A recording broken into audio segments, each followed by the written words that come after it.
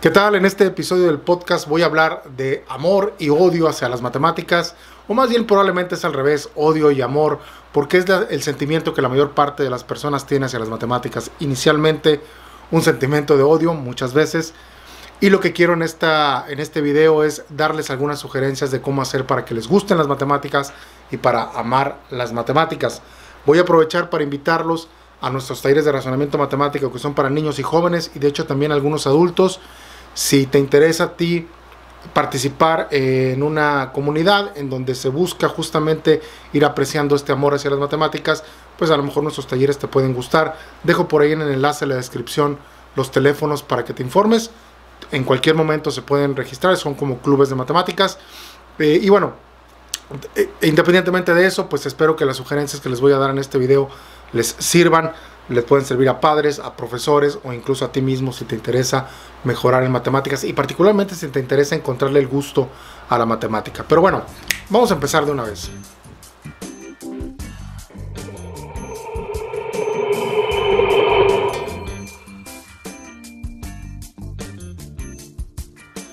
¿Qué tal? Mi nombre es Ray Flores de Matemáticas en Nuevo León.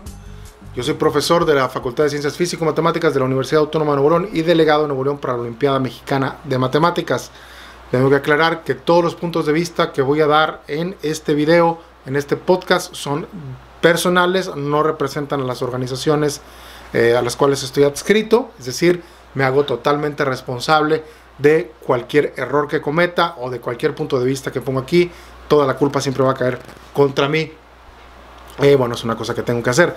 Les recuerdo que pueden apoyar este podcast a través de unirse a los proyectos que tenemos, ya sea los talleres de razonamiento, los cursos para profesores, o simplemente algo que les sale gratis, pues es simplemente darle like, comentar, compartir este podcast. Es una manera gratuita de ayudarme a promover esta iniciativa que es para la difusión de la verdadera matemática, tanto en Nuevo León como en el mundo.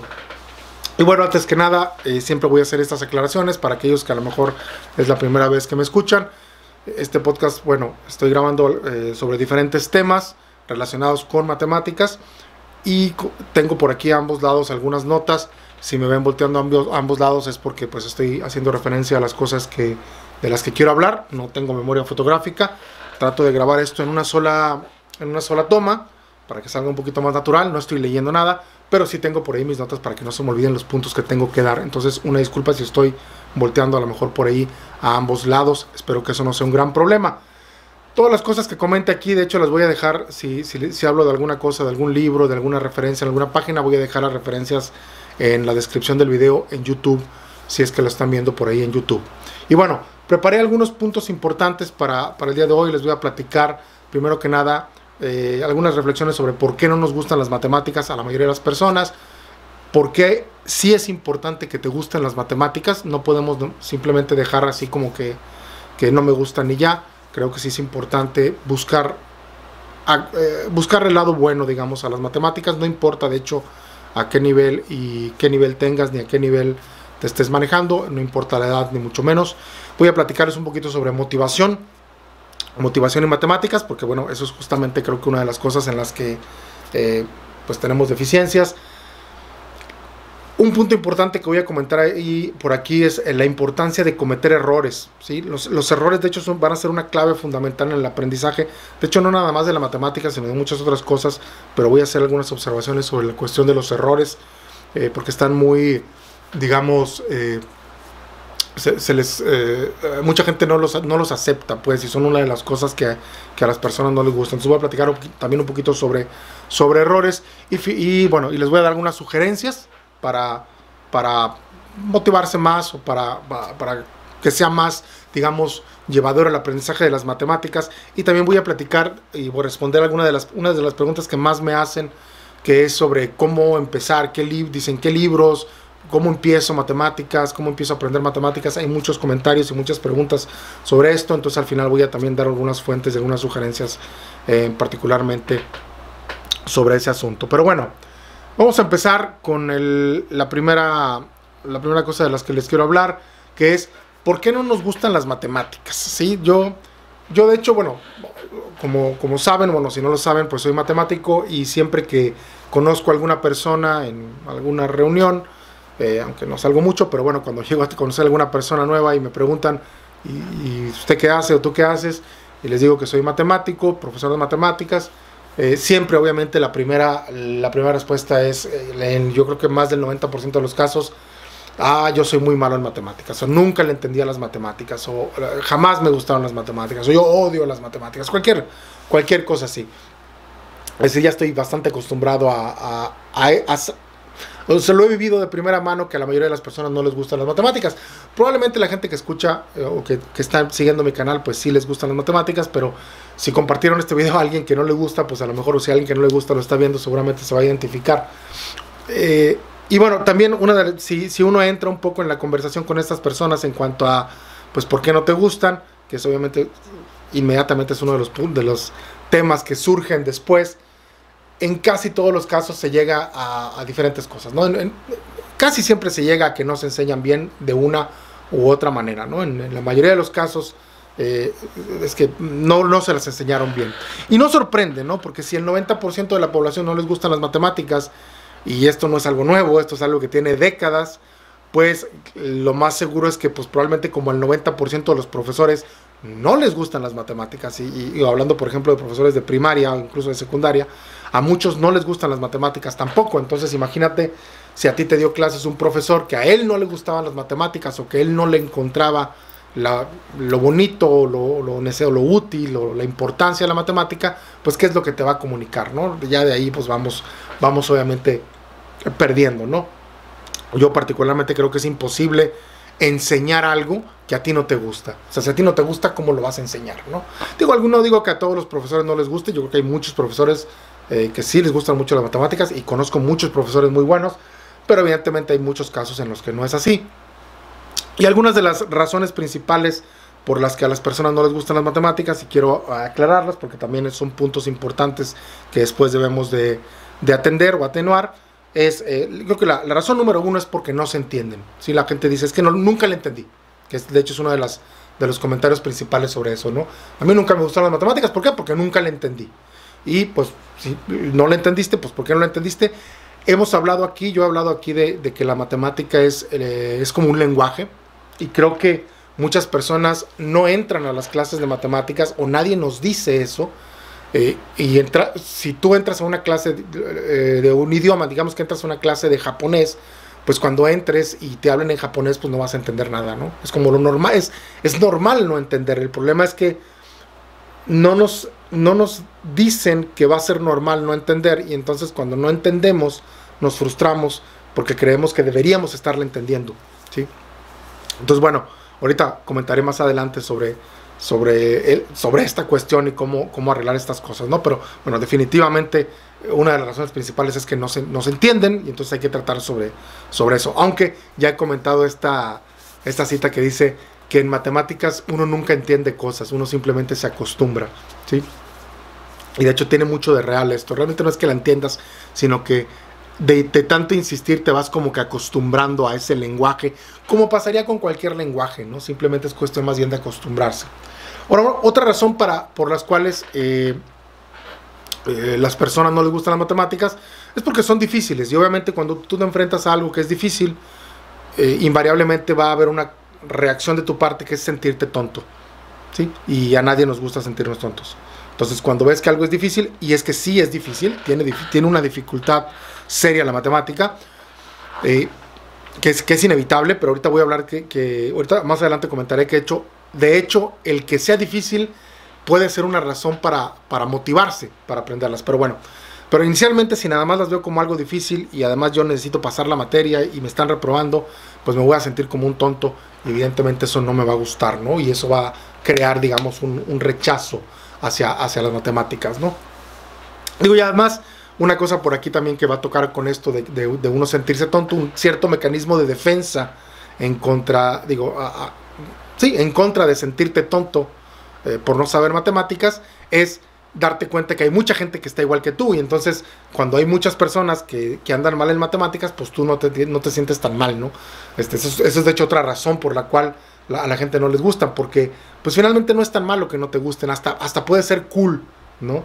Es como que, claro, si si no te gustan las matemáticas, pues eres de los nuestros, ¿no? Porque a nadie le gusta realmente. Y podría ser que incluso a los que sí les gustan las matemáticas los vean como nerds o algo así, gente que a lo mejor no es tan sociable o es hasta un poquito rechazada, aunque sé que últimamente la etiqueta de nerd ya no está tan mal vista como lo estaba, por ejemplo, en mis tiempos, ¿no? Cuando yo estaba en la escuela, ¿no? Pero es curioso que ser ignorante en casi cualquier otra cosa es algo malo, pero ser ignorante en matemáticas es algo de lo que mucha gente incluso se siente hasta orgullosa, ¿no? Entonces, pues bueno, parecería que no hubiera una razón para quitarnos esa ignorancia, ¿no? Y otra razón por la que también se vuelve muy complicado todo esto de las matemáticas, pues es que se van acumulando las dudas, o sea, se van acumulando los problemas o el no entendimiento. En la matemática, normalmente, tal como está diseñado el programa, el sistema educativo, a través de temas progresivos, si no entendiste una cosa en un cierto grado, después de los grados siguientes, asumen que ya lo debías de saber, pero es que nunca lo supiste, y entonces ya para cuando llegas a un nivel como de bachillerato, si tuviste muchos problemas, prácticamente ya estás en un caso perdido, ¿no? Parecería que no tienes esperanza realmente de aprender matemáticas, y pues obviamente esto va fortaleciendo esta cuestión de perderle el gusto a la matemática. Y bueno, eso me lleva, bueno, al segundo punto, ¿no? Porque es si sería importante que me gusten o si debería aceptar que no me gusten. O sea, ¿por qué no simplemente aceptar que no me gustan y ya? Hay quien diga, pues ¿qué tiene de malo? Simplemente no me gustan y se acabó, ¿no? A mí a lo mejor no me gustan algunas disciplinas. Y estoy de acuerdo hasta cierto punto de que no se trata de que todo mundo aprenda todo de matemáticas. Sin embargo, ya me han escuchado a mí decir que hay dos cosas en la matemática que desde mi punto de vista, y no nada más mío, sino de también otras personas, todos los ciudadanos deberían de tener dominio de dos cosas de la matemática. O sea, hay dos puntos que son importantes para todos, ¿sí? Y es la probabilidad y la estadística. Ya lo he dicho muchas veces, en algún podcast más adelante seguramente hablaré de probabilidad y de estadística, tal vez de manera separada o conjunta, pero por lo pronto he dicho, probabilidad y estadística es algo que todos los seres humanos deberíamos de dominar un poco, ¿sí? La probabilidad me sirve para tomar mejores decisiones hacia el futuro. Quien no tiene un buen pensamiento probabilístico está garantizado tomando malas decisiones al futuro, casi seguro, ¿sí? O al menos las está dejando al azar. Y la estadística es para entender el pasado, ¿sí? Para entender las razones por las que ciertas cosas sucedieron, digamos, este trabajo detectivesco de por qué sucedió algo. Ambos son áreas que todo mundo debería dominar, todos, me refiero a todos, ¿sí? En todas las disciplinas. No estoy hablando de ingenierías, no. Estoy hablando de artistas, deportistas, gente de negocios, hasta amas de casa. Todo mundo debería de saber un poco de probabilidad estadística. No digo que tienes que ser experto, pero al menos un poco sí. Por ejemplo, cálculo diferencial, yo acepto que es algo que no necesariamente todo el mundo tenga que entender con mucha precisión, ¿no? Eso estoy de acuerdo que no, ¿sí? Si vas a ingeniería o algunas áreas, sí, tal vez sí. Entonces yo creo que sí es importante que te gusten, porque además, bueno, es importante aprender algo de matemáticas y por lo tanto, si las quieres aprender, va a ser importante que te gusten, porque es muy difícil aprender algo que no te gusta. Si no te gusta algo, va a ser casi imposible que aprendas, ¿sí? Hay una frase acá en México, no sé si en otros países la tengan, pero en México hay una frase que dice, la letra con sangre entra. Es una frase un poquito dramática de mitad del siglo XX, porque bueno, aquí en México al menos, y me imagino que en otros países también, los maestros por ahí eran hasta medio salvajes, ¿no? Si el niño no hacía las cosas, lo golpeaban, ¿no? Y era como esa manera de, a fuerza tienes que aprenderte las cosas, o si no te chancleo, te castigo, te doy con el cinto hasta que te las aprendas, ¿no? Y de hecho, lo que sucede con esto, y más adelante voy a comentar también sobre premios y castigos, pero es que ciertas cosas sí se pueden, entre comillas, aprender así, a fuerza, a golpes prácticamente, que son las cosas mecánicas, ¿sí? Uno puede, a través de repeticiones mecánicas, medio forzar a una persona para que haga esas cosas mecánicas. Sin embargo, lo que sí es imposible, prácticamente imposible, es obligar a alguien a entender algo. O sea, si tu objetivo es que entienda, que el niño o el joven entienda un tema, no lo puedes obligar. a entender. Para entender, primero tiene que haber como un estado mental, ¿sí? Tiene que haber tu cerebro tiene que estar en una cierta disposición para aprender, ¿sí? El cerebro, ya lo he comentado también, no es una computadora. Y muchos tratan al cerebro como una computadora, o sea, creen que el proceso de enseñanza-aprendizaje es, yo como maestro voy a sacar mi conocimiento de mi cerebro y lo voy a meter en el cerebro del niño, ¿sí? O del joven. Y como si fuera una descarga de información, como cuando en la computadora bajas música o un programa o algo así. Y no es así como funciona. O sea, no es una descarga de información el aprendizaje. Entonces, porque es una asimilación de conceptos y depende entonces de que el cerebro esté comprometido con el proceso de aprendizaje. Si el cerebro está estresado, si siente rechazo, si siente miedo, si está presionado de alguna manera mala, negativa, si está en depresión, por ejemplo, es prácticamente imposible que aprenda cualquier cosa. No va a aprender nada, esencialmente, ¿no? O sea, aprender es un proceso que implica un reto intelectual y para poder enfrentarte a un reto intelectual necesitas un cierto nivel de control y un cierto nivel de motivación, ¿sí? Puede haber un cierto nivel de estrés, pero no un estrés, digamos, negativo. Y de hecho, justamente ese tema bueno, el tema de cómo motivar, quiero hablarles un poquito más y darles algunas sugerencias sobre eso, sobre motivación. Sobre el tema de motivación, de hecho, voy a referirlos a Daniel Pink. Hay un libro de Daniel Pink que se llama Drive, y creo que también he hablado por aquí en algún otro video. Se llama La sorprendente verdad acerca de lo que nos motiva. Se los pongo, bueno, se los dejaré el enlace por ahí, o busquen simplemente a Daniel Pink motivación, y esto que les voy a comentar ahorita es como un pequeño resumen rápido de lo que trata ese libro, ¿no? de las teorías, digamos, de motivación. Daniel Pink, de hecho, empieza hablándote de lo que sería como la mala motivación, la mala forma de motivar. La mala forma de motivar es a través de dos vertientes: premios y castigos, ¿sí? La idea de los premios es: yo quiero que tú hagas una cierta cosa y entonces cuando la haces bien yo te voy a dar un premio, ¿sí? Y los premios, aunque tienen una cierta eficacia a corto plazo, de acuerdo a muchas investigaciones, o sea, sí puedes un poco usar la motivación a través, por ejemplo, de premios para motivar. El problema con empezar a motivar con premios es que lo que haces es que se cree lo que llaman una motivación extrínseca, es decir, la persona está motivada por lo que va a pasar después del aprendizaje, ¿sí? Digamos que tú motivas a un niño para que resuelva un acertijo y luego le vas a dar un premio, un chocolate o algo así, y siempre que resuelve el problema le das un chocolate. El problema va a ser que después, cuando no le des un chocolate, no va a querer enfrentarse al reto, ¿sí? Porque ahora va a estar acostumbrado a que tiene que recibir un premio para comprometerse, digamos, con el aprendizaje. Estás llevando la motivación hacia afuera, cuando lo que debes de llevar es la motivación hacia adentro, lo que llaman motivación intrínseca, pero ahorita más adelante comentaré sobre eso. La otra forma de motivación mala, digamos, es los castigos, que ya he comentado ahorita un poquito sobre los castigos, ¿no? Que es, si no lo haces, va al golpe, ¿no? O va al regaño, o va a la vergüenza, o va a la mala calificación. De hecho, yo cuento las calificaciones como castigos, ¿sí? Y por eso estoy bien en contra de las calificaciones, que también tal vez en algún otro momento hablaré sobre las calificaciones y sobre, de hecho, muchas de las cosas que critico del sistema tradicional. Pero bueno, los castigos lo que terminan creando son barreras emocionales. O sea, cada vez que tú castigas a alguien le estás dando una retroalimentación negativa, y lo que va a querer es ya simplemente no hacer el esfuerzo, va a tratar de hacer como lo mínimo para que no lo castigues, ¿no? Entonces los castigos son una muy mala forma de motivar nada, no motivan nada. O sea, puedes lograr que la gente haga cosas a latigazos, pero nunca, de esa manera no vas a lograr que quieran hacerlo, ¿sí?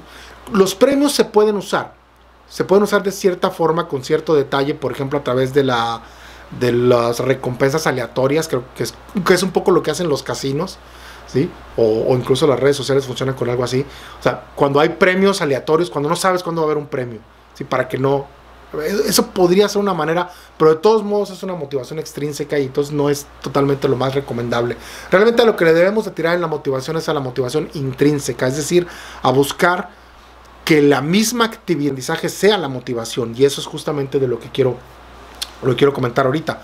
Daniel Pink lo que habla es que la motivación, lo que sería la buena motivación, es aquella que incluye 3 elementos. Él dice, hay 3 elementos que son los que te van a garantizar que lo que hagas va a ser motivante, ya sea para ti o para la persona con la que estás trabajando, ¿no? Sean tus hijos o tus alumnos o alguien que quieras tú ayudar.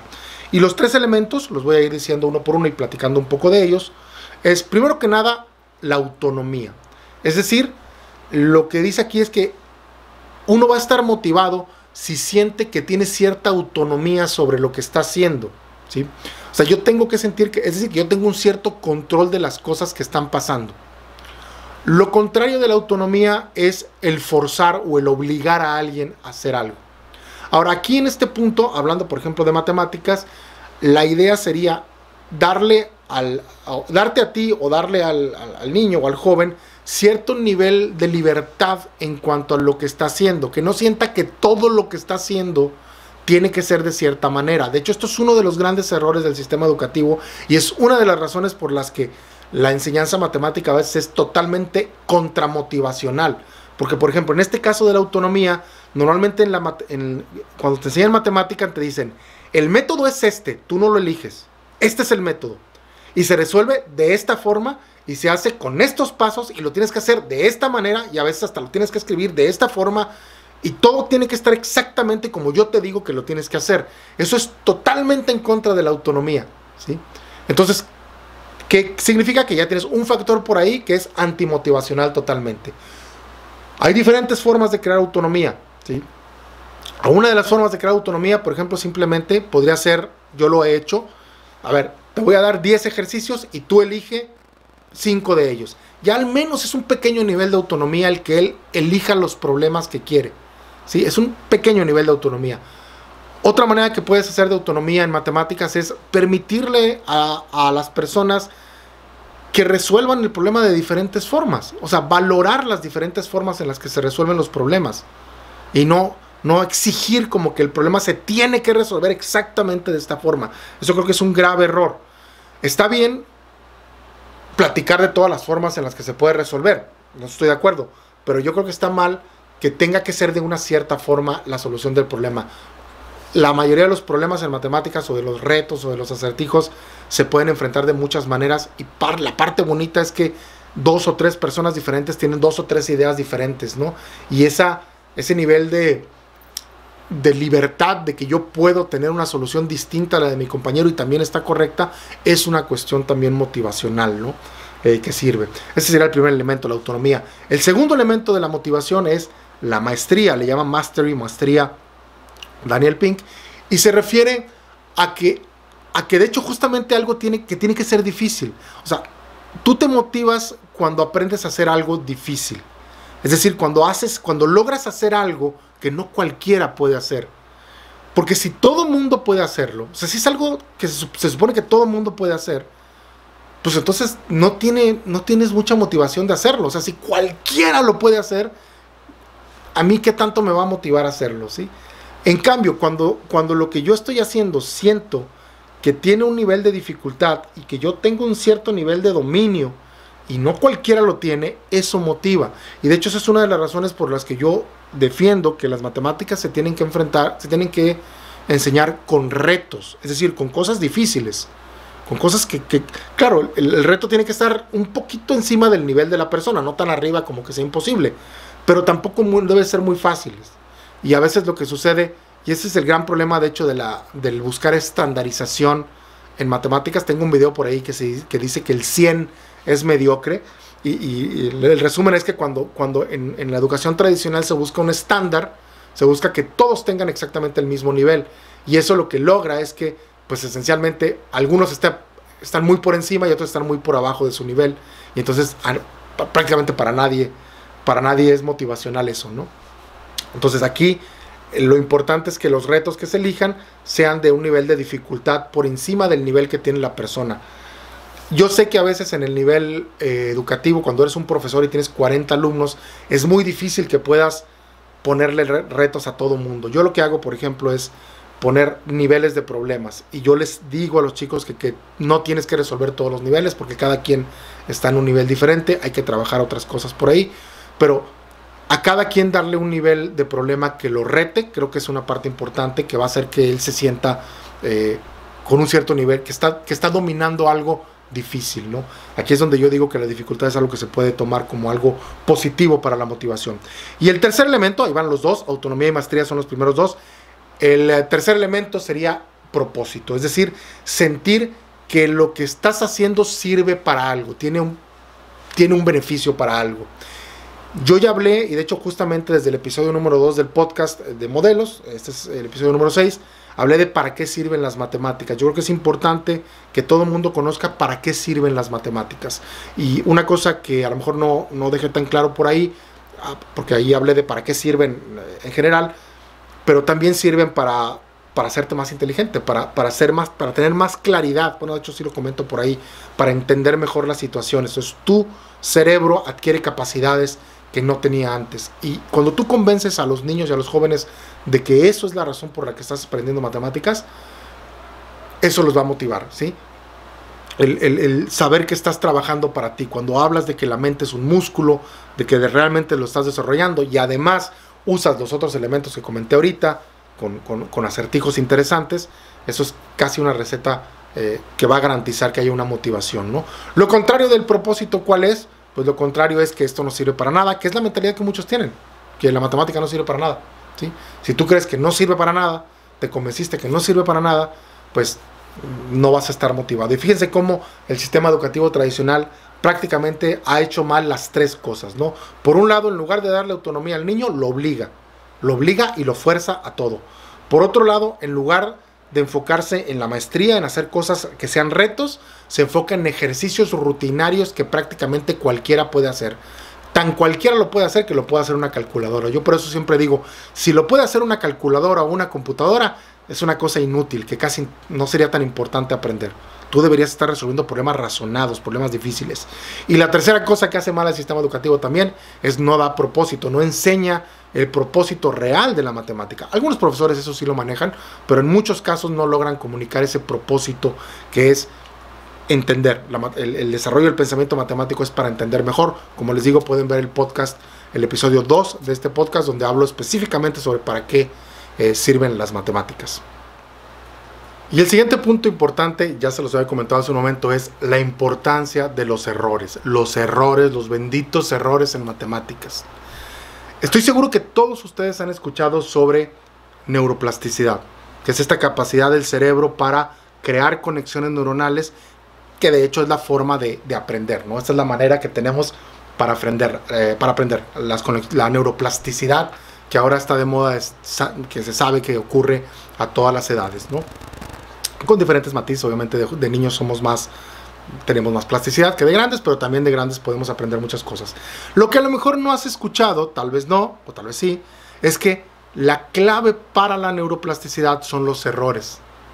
Es decir, tu cerebro se pone en un estado que permite la neuroplasticidad justamente cuando comete errores.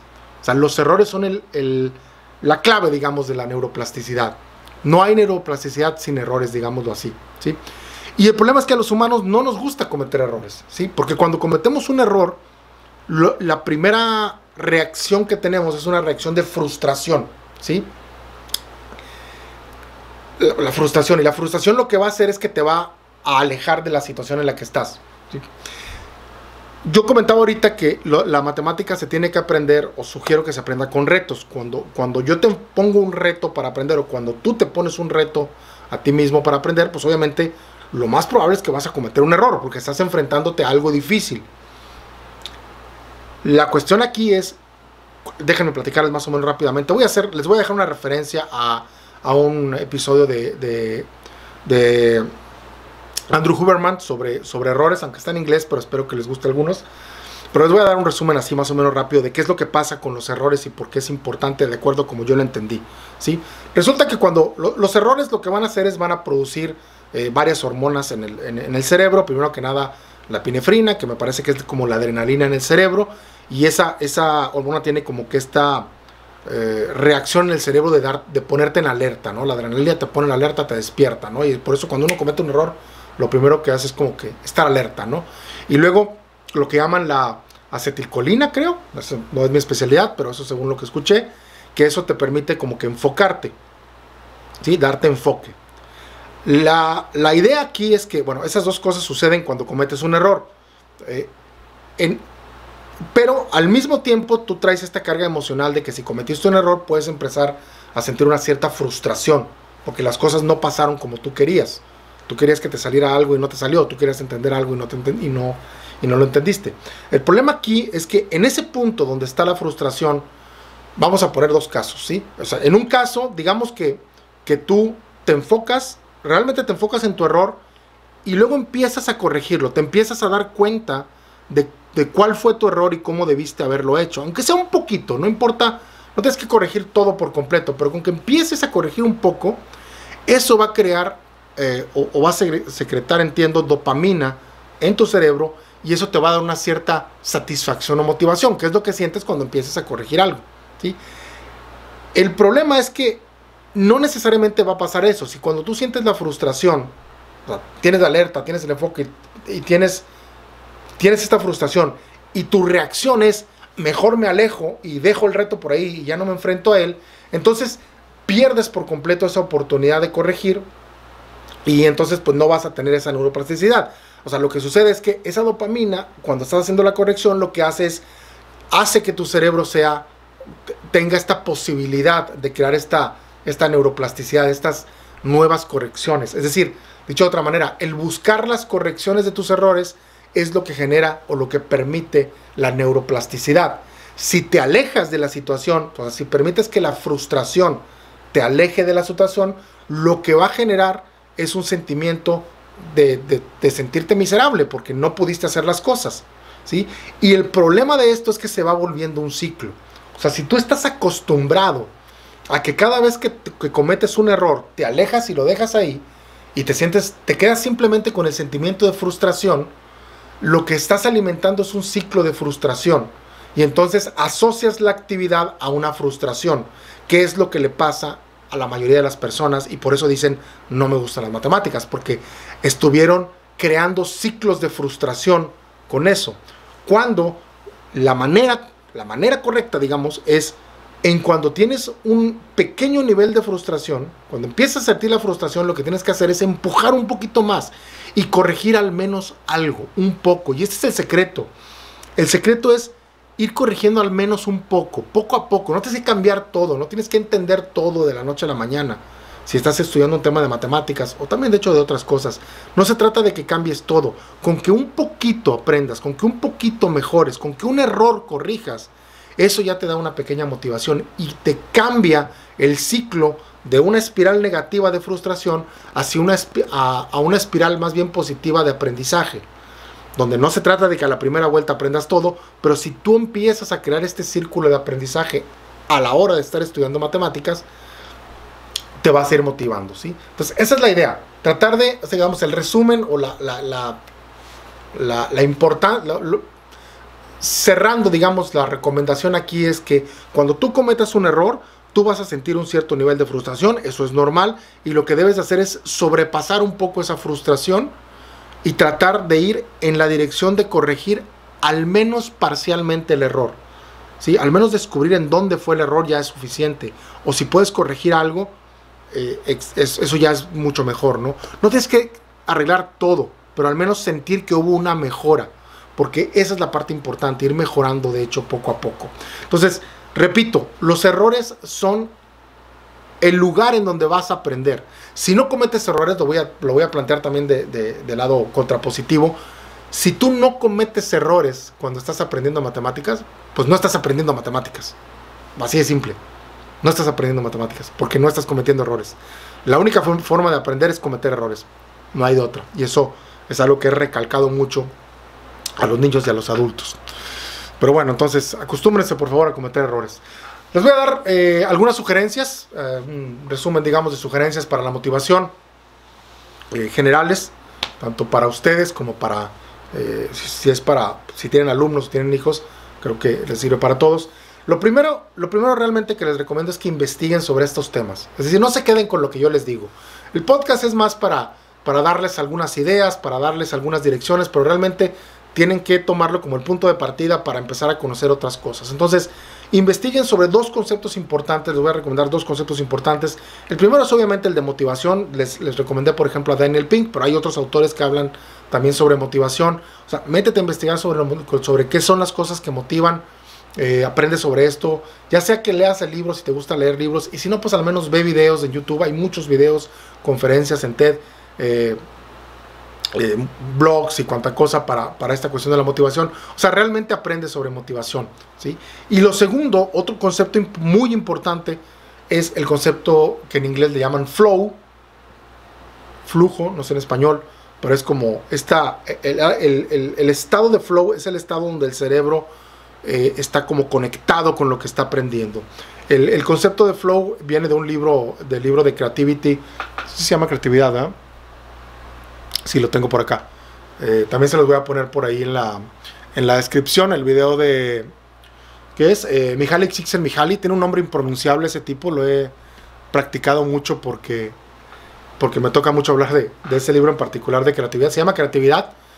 Mihaly Csikszentmihalyi, les pongo el autor, mejor les pongo por ahí en el enlace ¿cómo se llama? Enlaces para el libro. No sé si hay conferencias también por ahí en YouTube, las pueden buscar. Que es, el concepto de flow, que es un requisito para la creatividad, o sea, para enfocarte y aprender algo, digamos, con total concentración, ¿no? Esos dos conceptos creo que son muy importantes de aprender. Búsquenlos, investíguenlos. Tal vez en algún momento hable de creatividad de matemáticas, pero bueno, ahorita solamente lo voy a dejar por ahí. Un segundo objetivo es hacer un plan y poner objetivos claros. O, al menos algo así como, bueno, voy a dedicarle 30 minutos al día a aprender matemáticas, ¿sí? 30 minutos al día. Tú decides, 15 minutos al día si tú quieres, una hora. Cada quien sabrá qué objetivos ponerse, ¿no? Aquí lo que sí quiero aclarar en cuanto a poner objetivos es que los objetivos se deben de poner en términos del esfuerzo, en términos de la acción que puedes tomar. Es decir, tú no te vas a poner el objetivo de aprender cálculo diferencial en una noche. Tú te tienes que poner el objetivo de leer tanto tiempo, o leer tantas páginas, o resolver o trabajar durante tanto tiempo. De hecho, a veces en matemáticas ni siquiera te puedes poner el objetivo de resolver tantos problemas, porque eso te puede tomar mucho tiempo, depende del tipo de problema. Yo lo diría más en tiempo. Yo creo que lo más importante es disciplinarte y decir, ok, voy a trabajar tanto tiempo. Ahorita voy a darles algunas recomendaciones sobre eso. Pero bueno, primero que nada, planear tu tiempo y decir, este es el tiempo que voy a dedicar a matemáticas, ¿no? Cualquiera que sea. El tiempo que tú definas, ¿no? Y enfocarte, vamos, en concentrarse en ese tiempo. Y siempre, al final de tu tiempo o al final de tu día, hacerte preguntarte a ti mismo qué aprendiste, ¿sí? ¿Qué aprendí? ¿Qué resolví hoy? Tratar siempre de resolver un problema nuevo, o de aprender un concepto nuevo, o demostrar algo, o no sé, a encontrar una aplicación nueva de algo, cualquier cosa que sientas que te subió un poquito de nivel. Eso va a servirte, de hecho, como esta motivación de la que comenté hace un momento, estos pasos que te hacen sentir que estás progresando hacia algo, ¿sí? Aquí es muy recomendable, por ejemplo, también tener una bitácora, llevar una nota, un diario, pues, de lo que vas aprendiendo, llevar en tus notas, porque eso te permite ver hacia atrás y ver cómo has estado mejorando, ¿no? Busca retroalimentación, esa es otra sugerencia que les puedo dar. Trata de conectarte con alguien, de no estar totalmente solo aprendiendo las cosas. Es mucho más fácil aprender algo cuando estás en compañía. Aprovecho otra vez para invitarlos a los talleres de razonamiento si quieren. Es un muy buen lugar, o sea, todo lo que estoy comentando aquí prácticamente es lo que usamos como base para los talleres, porque es lo que creo que funciona mejor. También para los entrenamientos de Olimpiada, por ejemplo. Entonces, tener con quién discutir y con quién hablar los problemas es fundamental. Busca a alguien con quien hablar. Trata también, otra sugerencia que puedo dar es, salte de vez en cuando del plan, salte del programa, digamos. Sobre todo, por ejemplo, si estás en un curso que es muy lineal, que son los temas muy, muy particulares, de vez en cuando explora otras cosas. Lee algo diferente. No te quedes nada más exactamente con lo que estás viendo en la escuela. Y investiga más. Cuando hablamos, por ejemplo, en los talleres, prácticamente la exploración es completa, porque, por ejemplo, los talleres, lo que yo digo, y eso es lo que recomendaría, de hecho, por ejemplo, cuando alguien está aprendiendo como adulto, es más bien que que explore. Y ahorita les voy a dar fuentes para eso. Es decir, que no te enfoques en un tema nada más y trates de decir, en este semestre voy a aprender este tema. No. O sea, trata durante ese semestre de ver muchas cosas, no nada más una cosa, sino porque eso se vuelve muy aburrido. Si solamente ves un tema, se empieza a volver aburrido. Es más divertido cuando estás viendo muchas cosas diferentes y poco a poco empiezas a avanzar en todas, ¿no? Especialmente cuando no tienes que presentar un examen o algo así al final del curso, ¿no? Bueno, si fuera un curso sería algo diferente. Otra cosa importante que les puedo recomendar es usen buenas notas, usen una buena, ya sea que lo hagas en papel, que lleves libreta, pero ahorita a muchas personas les gusta más, y de hecho a mí también, llevar tus notas en una computadora. Yo les voy a recomendar un programa que de hecho encontré hace muy poco tiempo, y desde que lo encontré me enamoré de ese programa, que es justamente para llevar notas, pero de una manera muy interesante, porque puedes crear notas y luego hacer hipervínculos entre las notas, de manera que te permite navegar entre tus notas de manera muy fácil. Se los recomiendo que lo investiguen, se llama Obsidian, les dejo también el enlace por ahí en la descripción. Es una muy buena manera de tomar notas. No he encontrado ninguna mejor, de hecho, que Obsidian, la verdad. Y tiene también para poner LaTeX, que son fórmulas matemáticas y mucha funcionalidad. Explórenlo, es una muy buena manera para tomar notas. De hecho, para aprender cualquier cosa, no nada más matemáticas, pero para el aprendizaje de lo que sea, ¿no? Y bueno, una última sugerencia también que quisiera hacer es enseña. Dicen que enseñar es la mejor forma de aprender. Entonces trata de buscar a alguien a quien explicarle lo que vas aprendiendo. No te lo quedes tú solo, ¿sí? Si tienes, como lo comentaba ahorita, alguien con quien discutir, pues tienes a alguien a quien explicarle, ¿no? Pero si no lo tienes, pues métete a foros, responde preguntas, haz preguntas, o graba videos. Ahorita cualquiera, yo estoy haciendo un canal aquí en YouTube, cualquiera puede subir un canal a YouTube y subir, por ejemplo, problemas y ver qué comenta la gente. O sea, hazte siquiera el esfuerzo de tratar de explicarle a alguien las cosas, y eso va a hacer que tú mismo lo entiendas mejor. Esa sería también otra sugerencia. Y bueno, ya para terminar, el último tema que quiero comentarles es darles algunas sugerencias de fuentes, de libros, bueno, de qué hacer. ¿Qué libros? Bueno, me preguntan, déjame plantearlo así. Me preguntan muchos, ¿qué libro uso si quiero empezar a aprender matemáticas? ¿Sí? O ¿cómo le hago para aprender? ¿Cómo le hago para empezar desde cero? ¿Cómo empezar matemáticas? Ok, eso depende mucho obviamente de la persona, pero voy a darles algunas ideas de cómo empezar. Ya he dicho, por ejemplo, he hablado algunas sugerencias de dónde buscar problemas. Una manera, si no tienes presión de exámenes ni presión de nada, simplemente dices, yo quiero desarrollarme en mi pensamiento matemático y quiero reforzar mis matemáticas porque ya me convenciste de que es importante y que debo desarrollarlas, lo primero que recomendaría es usar los problemas de la American Mathematical Competition, es la AMC, y de hecho todos los problemas de la AMC están como desde los 90s en la página Art of Problem Solving. Les voy a dejar el enlace también en la descripción. Y la razón por la que les dejo creo que esta es una de las fuentes más adecuadas para el autoaprendizaje, sobre todo de matemáticas, son varias. Número uno, tienes una barbaridad de problemas ahí. O sea, tienes problemas de todos los sabores, colores diferentes que hay, lo que sería todo a nivel escolar, hasta lo que es high school en Estados Unidos. Son además retos de buen nivel, o sea, no son retos fáciles, son retos de muy buen nivel, y además la AMC tiene 3 niveles, tiene AMC 8, AMC 10 y AMC 12, que se refiere al grado 8, grado 10 y grado 12. Entonces, tú puedes, por ejemplo, empezar con AMC 8, que créanme que para muchos adultos AMC 8 ya son problemas difíciles, no son problemas tan fáciles, y puedes simplemente digamos, le voy a dedicar 30 minutos al día a resolver algunos problemas de la AMC 8, y te puedes ir como tienes como 30 años de problemas, nunca te los vas a acabar, ¿no? Si encuentras que el nivel A8 ya es muy fácil para ti, pues te puedes brincar al nivel A10 y luego al nivel A12. Ahora, lo que va a suceder aquí es que cuando vayas haciendo los problemas o cuando los vayas intentando, que por cierto ahí también vienen las soluciones, eso es una ventaja muy grande, si no te sale el problema puedes ver las soluciones, es que a lo mejor vas a darte cuenta que hay algún concepto que no entiendes. Cuando haya un concepto que no entiendes, lo que tú debes hacer es tomar ese concepto e irte a internet y investigar sobre ese concepto. Buscar videos, buscar en libros, pero ya tienes en qué enfocarte. Me estoy enfocando en este concepto que surgió en un problema, y entonces voy y lo investigo en otra parte, ¿sí? y entonces eso lo fortalece. Ya más o menos entiendo de qué está tal concepto, lo tomo mis notas, me regreso y sigo haciendo problemas hasta que salga otro concepto nuevo. Eso, esa forma para mí de aprender es muchísimo más divertida porque nunca sabes qué va a seguir. Y de hecho, la sorpresa es una de las cosas que generan dopamina también y que motiva. La dopamina es la hormona de la motivación, la que te hace moverte. Entonces, la sorpresa es algo que sirve bastante, ¿no? Ahora, aquí hay unas, cuando yo comento esto de la AMC y se lo sugiero a las personas, algunos me dicen, no, pero es que está en inglés. Y para algunos que esté en inglés es como algo malo. Yo, de hecho, creo que el hecho de que esté en inglés es todavía mejor. Porque tienes un plus, tienes un beneficio adicional, que es que vas a tener que estar aprendiendo inglés.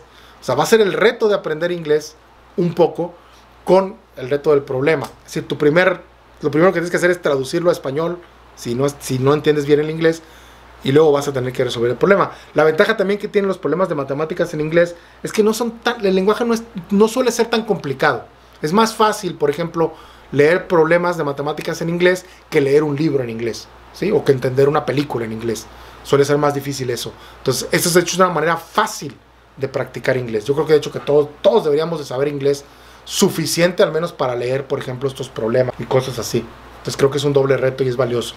Pero bueno, digamos que dices, no, yo no quiero saber nada de inglés, estoy en contra del inglés, soy anti-anglosajón. Pues bueno, ya había recomendado también problemas del canguro matemático. El problema del canguro matemático es que a veces creo que no tienen soluciones, entonces puede ser un poquito más limitante, tal vez en algunos lugares sí, pero creo que la mayoría no tienen las soluciones. Pero el canguro matemático también tiene algo así de niveles. Por ejemplo, el canguro matemático de España tiene niveles, creo que es el ASO le llaman, no sé exactamente si son los niveles de educación superior o algo así, y no me acuerdo si son como 4 o 6 niveles en España. En México también tienen niveles pero tienen nombres de Benjamín, cadete y algo así. Entonces casi todos tienen niveles.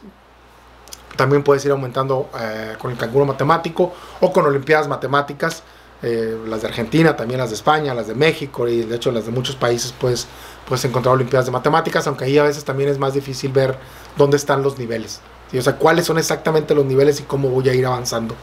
Si estás solo es más difícil saber por dónde moverte, por eso mi recomendación número 1 era los problemas de la AMC. Ahora, en cuanto al libro, eso es en cuanto a problemas, es cuanto si te vas a enfocar en búsqueda de problemas. Muchos me preguntan, ¿qué libro me recomiendas para empezar a aprender matemáticas? La verdad, yo no recomiendo ningún libro para empezar a aprender matemáticas. No es como... Pero es una cuestión personal. A lo mejor tú quieres un libro, la verdad. Los libros yo creo que son como las películas y como las personas. No a todos nos gustan los mismos libros. Yo soy de la idea, más bien, de irme a meter a una biblioteca y buscar libros, buscar un libro y hojearlo y este me gusta. Y si me gusta, pues lo sigo leyendo, y si no me gusta, lo dejo y lo regreso y agarro otro libro, ¿sí? Yo creo que eso es muchísimo más importante. Cuando, por ejemplo, me dicen, tengo que aprender, no sé, álgebra lineal, ¿qué libro me recomiendas? Ni siquiera en ese caso recomendaría un libro. Yo te diría, busca varios libros. O sea, agarra varios libros, ve a la biblioteca, agarra un libro, míralo, agarra otro libro, ve, busca el mismo tema en diferentes libros. No te quedes con un solo libro. Cuando tú veas y explores varios libros, te vas a dar cuenta de que a lo mejor te enamoras de un libro y dices, este libro está muy bonito, y entonces ese ya lo compras o ya lo tienes. Pero no te cases con un solo libro, porque si te quedas con un solo libro, yo creo que existe el riesgo de que se vuelva muy tedioso. Bueno, al menos a lo mejor ahí es cuestión de mi personalidad. Tal vez haya personas que son mucho más metódicas y que sí les guste un solo libro, ¿no? En particular. Si alguien sugiere o tiene libros que quiera sugerirle a las personas que son más metódicas, les pido por favor que me lo comenten, me lo den por ahí en los comentarios. Yo no soy muy bueno para sugerir libros. El único libro que yo les he sugerido a los adultos es el de Roger Penrose, El Camino a la Realidad, o Road to Reality. Es un libro que es muy bonito de leer, que habla del universo y de todo lo que va sirviendo para el universo, pero para entender el universo, pero internamente mete matemáticas en serio. O sea, sí, no tiene ningún miedo Roger Penrose de poner matemáticas ahí. Entonces es una muy buena manera y amena de ir viendo matemáticas, pero también ir viendo ciencia y física y cómo funciona el universo. Es el único que yo ahorita sí recomendaría, como que un libro muy general que puede servirle sobre todo a adultos, ¿no? Para niños yo jamás voy a recomendar un libro que sigan un libro tal cual. O sea, yo diría, agárrate olimpiadas, agárrate cosas del canguro o cosas de esas, ¿no? Y otra opción pues puede ser también explorar también canales de YouTube. También me preguntan, ¿qué canal de YouTube me recomiendas? Híjoles, también depende de qué quieres probar. Yo más bien aquí que seguir un canal en particular, creería en que cuando te enfrentes a un concepto que no entiendes en matemáticas, pues ponle en YouTube. Oye, logaritmos, no entiendo logaritmos, pues pon logaritmos. Y te van a salir un montón de videos y ve varios videos. Algunos youtubers te van a caer mal, otros youtubers te van a caer bien. Bueno, cuando encuentres un youtuber que te cae bien, pues síguelo, apóyalo, dale like, comparte sus videos. Así, o sea, no seas desesperado en buscar inmediatamente la mejor opción, ¿sí? De hecho, eso es algo muy importante que tenemos que aprender en el mundo actual, es a discernir qué es lo bueno y qué es lo malo, cuáles son los buenos y cuáles son los malos. Pues tenemos que aprender a hacerlo, ¿no? Y no hay otra más que explorar, ¿no? Y buscar. Y bueno, ya sea que uses un libro o ya sea que uses problemas, en cualquier de los casos, para planear, digamos, tus sesiones de trabajo, lo que comentaba antes, pues bueno, ¿cómo hacer exactamente esta sesión? Ya en el episodio 4 grabé sugerencias de cómo aprender matemáticas. Entonces puedes ver el episodio 4 donde te doy muchas sugerencias sobre específicamente cómo aprender matemáticas. Incluso al final creo que di un pequeño protocolo de cómo planear tus sesiones de matemáticas, que tiene que ver un poquito con lo que comenté aquí. Y bueno, creo que ya hice muy largo este episodio número 6 del podcast sobre cómo hacer que te gusten las matemáticas. Todo lo que comenté aquí estaba enfocado hacia justamente a irle hallando el gusto a las matemáticas. Espero que, como les digo, déjenme quitar aquí esto. Déjenme recordarles lo que les platiqué por qué no nos gustan las matemáticas, les di varias razones por las cuales no nos gustan. Son esencialmente estas barreras psicológicas que nos fueron, o emocionales que nos fueron creando en la escuela, desafortunadamente. Les comenté que sí es importante que te gusten, no debes de quedarte con la idea de que, bueno, no me gustan y ya no hago nada. O sea, sí es importante buscar que te gusten. Les hablé sobre la motivación, cómo los premios y castigos no son una buena manera de motivar. Los elementos para la buena motivación son la autonomía, la maestría y el propósito, es decir, tener una cierta libertad, estarte enfrentando a retos que hacen que sientas que lo que estás haciendo realmente es difícil y sentir que lo estás haciendo por algo. En este caso, el desarrollo del pensamiento matemático es para hacerte más capaz de enfrentarte a problemas, entender mejor las cosas. Les hablé sobre la importancia de los errores, ¿sí? Cómo los errores son la base de la neuroplasticidad y cómo tienes que tener mucho cuidado cuando tienes errores. Ese es el momento en el que tu cerebro está listo para hacer las nuevas conexiones. Entonces tienes que aprovechar esos errores, ¿no? O ese momento en el que cometes errores. Les di las sugerencias, algunas sugerencias varias para la motivación. Investiguen sobre motivación, investiguen sobre flow. Mihaly Csikszentmihalyi, ese nombre lo voy repitiendo hasta que me lo aprenda. Planea bien tus sesiones, ve anotando en tu diario qué has mejorado, busca retroalimentación, explora, no te quedes en una sola cosa, trata de enseñarle a alguien, lo comentaba. Y bueno, mi recomendación, como les digo, pues de qué material usar para mí, lo voy a decir así nada más, los problemas de la AMC, de la American Mathematical Competition, que los puedes encontrar en la página Art of Problem Solving, son o sea, ya tienes ahí prácticamente tienes la escalerita ahí trazada, ya nada más es de que tú te pongas a hacer las cosas, ¿no? Entonces, depende solamente de ti. Bueno, muchas gracias por ver este video, espero que les haya gustado, espero que haya respondido sus preguntas. Si llegaron hasta el final, se los agradezco mucho. Recuerda por ahí darle like. Hazme tus preguntas, de qué quieres que hable aquí. Si crees que hay alguna pregunta que te interese, que quieras que responda, voy a estar checando los comentarios para planear. Tengo algunos temas para las siguientes sesiones del podcast, pero puedo obviamente tomar en cuenta las cosas que me comenten. Y bueno, finalmente, pues de nuevo los invito por ahí a los talleres de razonamiento, los invito a las Olimpiadas de Matemáticas. Las Olimpiadas de Matemáticas son gratuitas, por cierto, o sea, si quieren participar. Y bueno, pues compartan el canal, denle like. Y creo que ya me quedé sin palabras, ya se me acabó la voz. Así es que con esto voy a cerrar el video. Y no me queda más que despedirme y decir lo que siempre digo: la matemática trata de una cosa, pensar correctamente. Vamos a aprender matemáticas.